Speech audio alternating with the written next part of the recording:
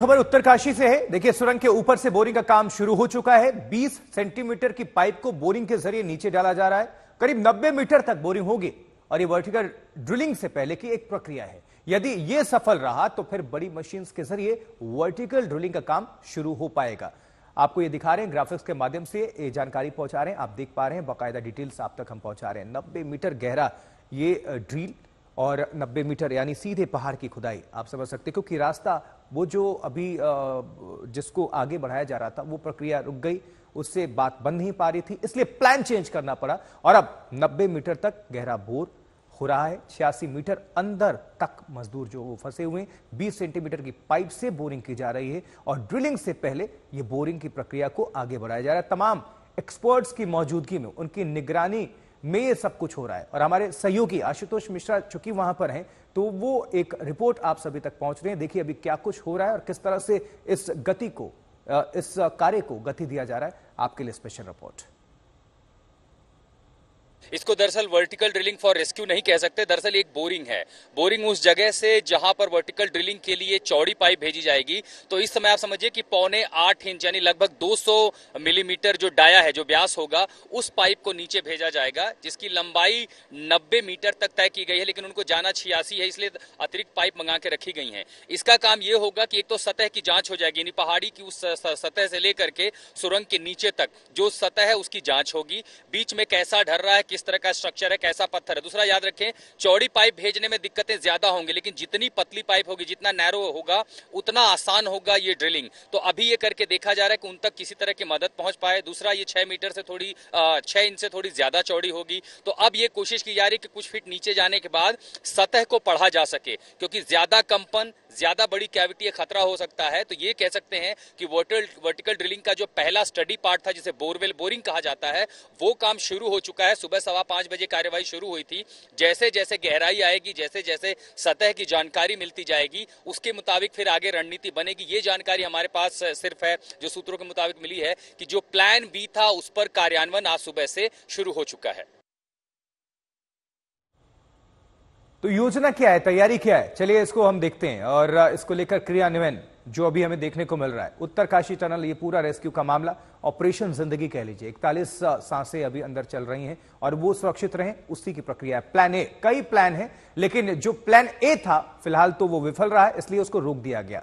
American auger machine से drilling करके pipe डाला गया था, लेकिन वो नाकाम रहा, तो इसलिए ये प्लान ए आपको हम दिखा रहे हैं, क्रॉस, यानी कि ये नाकाम रहा। अब अगली प्रक्रिया को बढ़ा दिया गया, यानी प्लान बी, वर्टिकल 86 मीटर, मान लीजिए 90 मीटर तक खुदाई होगी और इसको अब आगे गति दिया जा रहा है। और ये तमाम ग्राफिक्स के माध्यम से, चूंकि आप देख पा रहे हैं हमारे आसपास भी इर्द गिर्द ये सारी मशीन्स आपको नजर आ रही होंगी।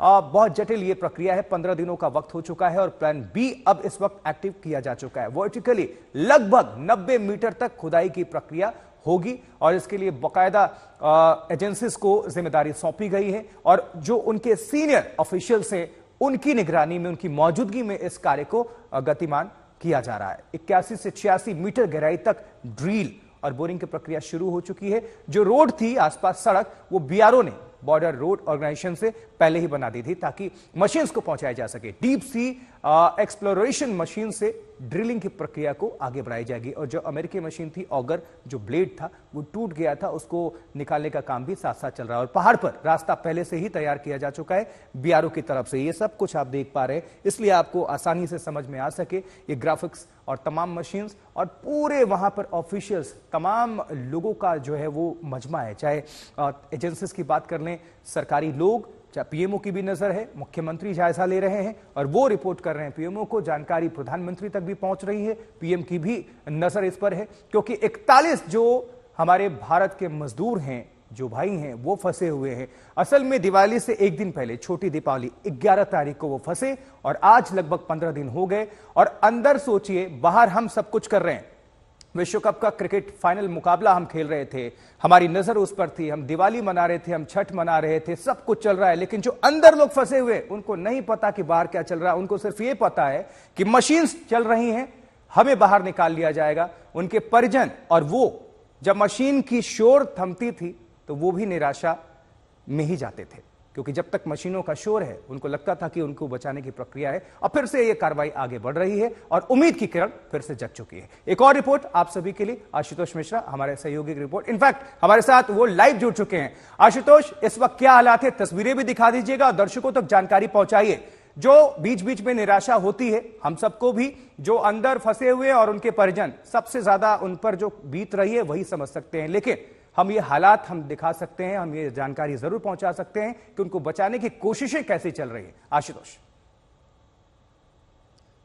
आज सुबह की पहली किरण उगने के पहले ही उम्मीद की एक किरण उठ चुकी थी। 4:30 बजे आरवीएनएल की जो टीम है भारी भरकम मशीनों से इस सुरंग का मुहाना आप मेरे पीछे देख रहे हैं। अब इस सुरंग से ऊपर पहाड़ी के हिस्से पर आपको लिए चलते हैं और पहाड़ का जो हिस्सा आप देख रहे हैं उसके ठीक पीछे लगभग एक ऐसी जगह खोजी गई थी जहां हम सबसे पहले पहुंचे थे, हमने वो तस्वीरें भी दिखाई थी। वहां प्लेटफॉर्म तैयार है। कल लगभग 10 घंटे की मशक्कत के बाद भारी भरकम डीप सी एक्सप्लोरेशन वाली ड्रिलिंग मशीन पहुंचाई गई है।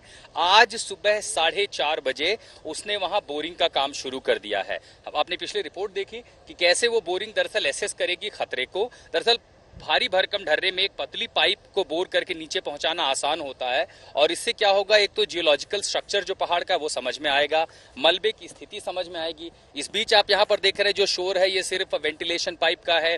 अंदर जो बीती रात डीआरडीओ की प्लाज्मा कटिंग मशीन आई थी, भारी काफी ज्यादा तापमान पैदा करती है, वो अंदर हिस्से को काट रही है, लेकिन समय से काफी हम पीछे हैं। अब तक ऑगर ब्लेड के जो हैरो ब्लेड्स हैं वो निकले नहीं हैं, तो अभी मैनुअल ड्रिलिंग जो बात है वो मुझे लगता है कि अभी दूर की कौड़ी है, शायद वो संभवतः आज शुरू होगा, नहीं होगा कोई नहीं जानता। लेकिन एक उम्मीद इस पर बंधी है कि वर्टिकल ड्रिलिंग की जो प्रक्रिया है वो इतनी तेज हो रही है, अगर वो पहुंच जाता है तो वो सेकेंड थर्ड लाइफलाइन हो जाएगी, स्थिति समझने में आ जाएगी और फिर सारी एजेंसियां बैठकर ये तय करेंगी कि कितने चौड़े पाइप को अंदर भेजे जाने की जरूरत है। उस पर कार्यान्वयन हो रहा है। तमाम एजेंसियां न सिर्फ नजर बनाई हुई हैं बल्कि हर मिनट का डेटा भी एसेस कर रही हैं, प्रोसेस कर रही हैं। देखिए, एक चुनौती आप समझिए, नीचे मशीन चलती थी तो वाइब्रेशन से मलबा गिरता था, मशीन हिल जाती थी, प्लेटफॉर्म टूट जाते थे, ब्लेड फंस जाता था। जब आप पहाड़ के उस हिस्से पर काम कर रहे हैं जहां संभावना है कि उसके नीचे कैविटी हो, क्योंकि पहाड़ के नीचे का हिस्सा ही सुरंग में दबा है। अब आपको मैं एक मॉडल के जरिए दिखाने की कोशिश करता हूं।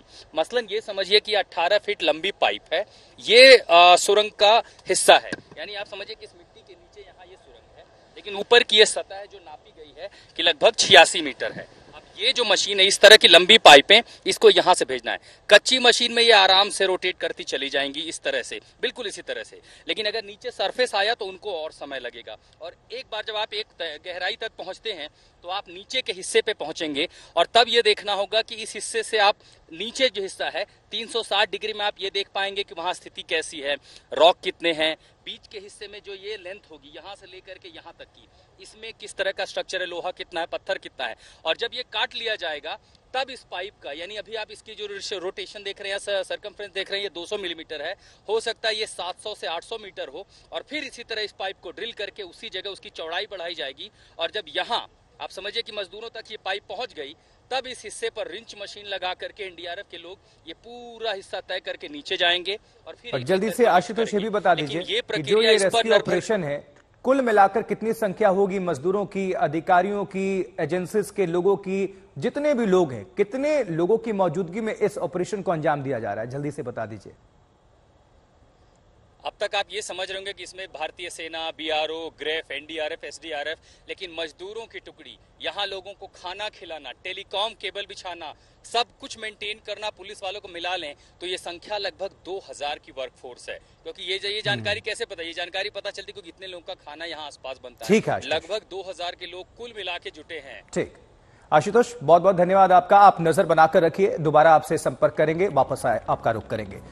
कुल मिलाकर ऑपरेशन जिंदगी, रेस्क्यू ऑपरेशन चल रहा है, हमारे मजदूर सुरक्षित वापस आए, सभी की ये कामना है, सभी की निगाहें